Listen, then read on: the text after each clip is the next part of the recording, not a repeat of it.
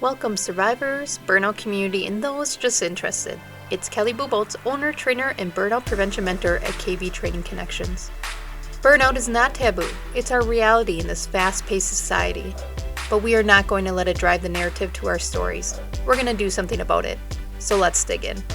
Moving on and moving into the next chapter of our life, or going through a transformation, it has all different phases, and I think I've kind of broken it down to 3 phases, and I want to talk about the third phase. We're going to skip right over the first phase of being lonely and lost and everything that goes into that until a later episode. Make sure that you follow or subscribe in order to go through each of these phases. Phase 2, that's a whole nother animal. That's what we get into with my coaching, with the Compass program, with the Resiliency Roadmap online course. We start digging into the ugly. But I want to talk about phase 3. And really why I'm skipping over the first 2 is I think a lot of you need some hope. I think there's a lot of darkness right now. And people that I'm coaching, it's hard. It's a hard time of year. Things are busy. There's a lot of turmoil in the workforce, at home. There's a lot of unknown. A lot of what ifs. So we're going to skip straight to phase 3 to give you a little hope, to give you some perspective. So really what I wanted to talk about is moving on. What are the things to note when you know that you're truly moving on? This is the phase 3.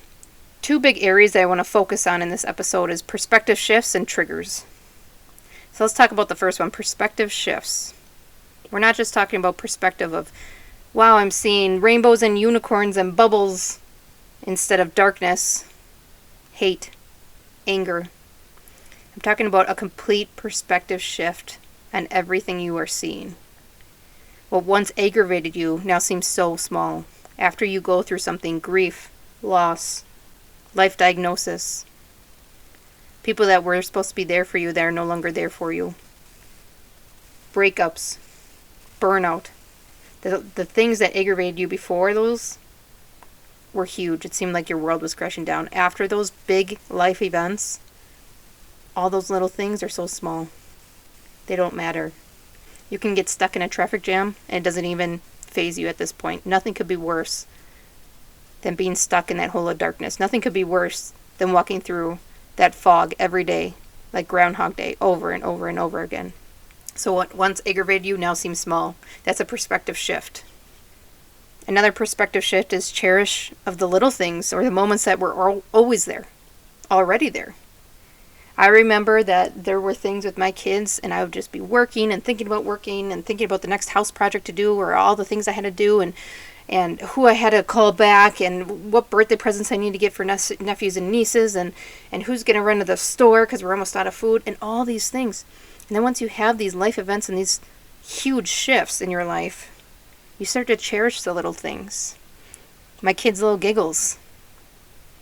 Them wrestling on the ground together is no longer an aggravation for me or a distress moment. It's a happy moment of siblings playing together and having those moments that they might not have in a couple years. The little things of a sunrise. I will literally be running around in the morning trying to get 3 little kids out the door. And that sun right now in the fall is coming up orange and pink and yellow. And I'll stop for like a minute or 2 and just watch. I didn't even think I had a minute or 2 in the morning.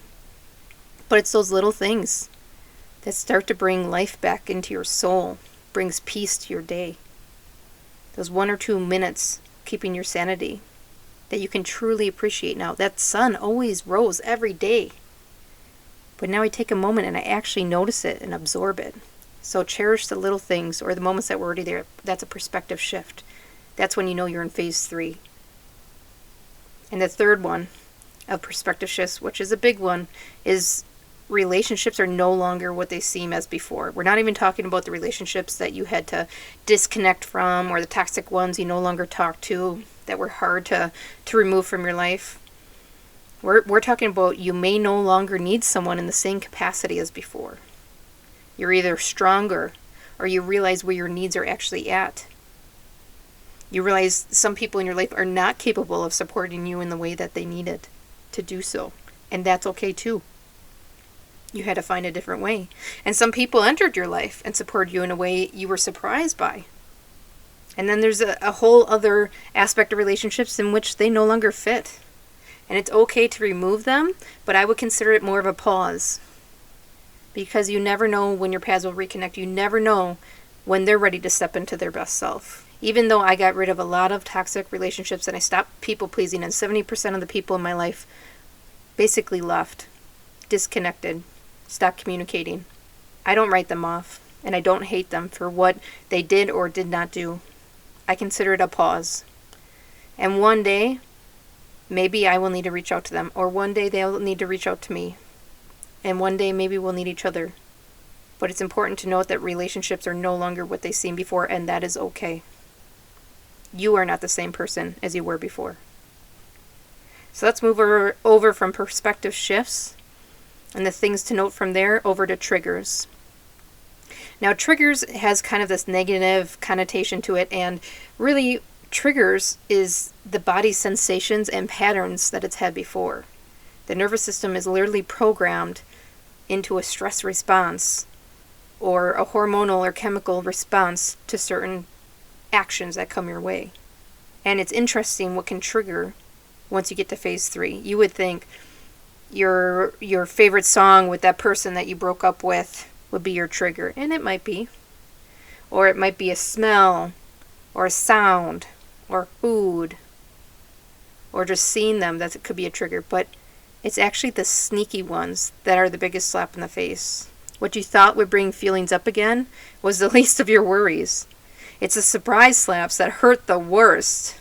And they take longer to overcome because you don't know why you feel sad or angry or upset, or you don't want to eat, or you do want to eat too much comfort food, for example. You don't understand the trigger, and that's all your subconscious. And when your subconscious drives 95% of your actions, that's why you need to journal. That's why you need to meditate and give yourself some space in order to let these thoughts pass, because they will internalize. And the body needs to process these things, or it will come out at a time, an event that's going to be super inconvenient for you. So understanding your thoughts and trying to process them will reduce some of those triggers, those slaps in the face. The other thing that you need to understand about triggers is sometimes you're searching for a trigger because your body's seeking those old patterns.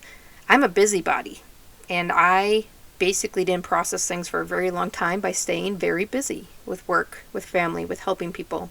Anytime I had a moment of space, I would fill it with something, usually serving others, and it would make me feel good. But what I didn't realize is I was internalizing a lot of feelings that I needed space to process. So once I got to phase 1 and phase 2, I would actually find myself searching for trigger type seeking old patterns. If I actually had space, I would reach out to a neighbor to hang out. And then once they would want to hang out, I wish I didn't do it because I knew I needed space or sleep or maybe make a home cooked meal.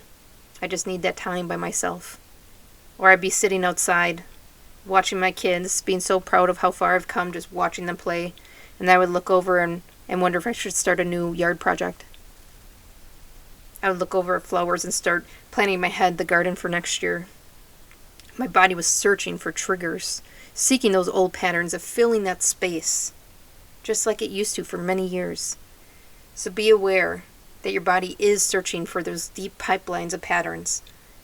And once you're aware, you can stop it. You can take a deep breath and let that thought pass and get back to what matters. The other thing that you can do for helping triggers in phase 3 is, what is your shutdown plan of action? Your nervous system is programmed to respond to either a shutdown or fill it, or let's not let these feelings out. So what's your plan A and what's your plan B to fight off these nervous system responses? Mine is silence. When something bothers me, I go silent. When something is upsetting me, I fill that space. So what's my plan A and what's my plan B? I try not to go silent. I take a deep breath. I drink some water. I think about the one thing that I want to say for a better outcome, and I say that. I might not say everything I want to. I might not say everything that's in my head that moment, but I do speak up at least one item from that trigger. And plan B is I make sure I write it down I go for a walk or I meditate about it within 24 hours. That's my plan B. To get my nervous system out of that shutdown program that it's used to. How are you prepared to counteract with micro habit responses? I don't do big retreats, go in for a big spa day. All that stuff costs money. I'm a single mom of 3. I'm busy. I don't have time for that. So I have to do micro habits in order to have healthy coping mechanisms to process these feelings. How will you process instead of internalizing? How will you fight the nervous system that wants to shut down? What's your plan action? Plan A and Plan B. Moving on is difficult. It is a long journey. I'm on a 1.5 years talking about this now. Phase 1 is ugly. It's lonely. It's lost. Phase 2, we go through all in my online courses. I hope you hit up my website for either freebies, the online courses, coaching, or talking to me about public speaking at your next conference event. But Phase 3 is beautiful. Phase 3 is peace. Phase 3 is you stepping into your best self. I know you're not lazy, otherwise you wouldn't be here working on self-growth. Piecing together the puzzle is half the adventure, and finding energy towards your new habits is the other. Do not underestimate the strength in your actions. Check out videos on burnout tools to move from zombie mode to liveliness on my website. See you soon!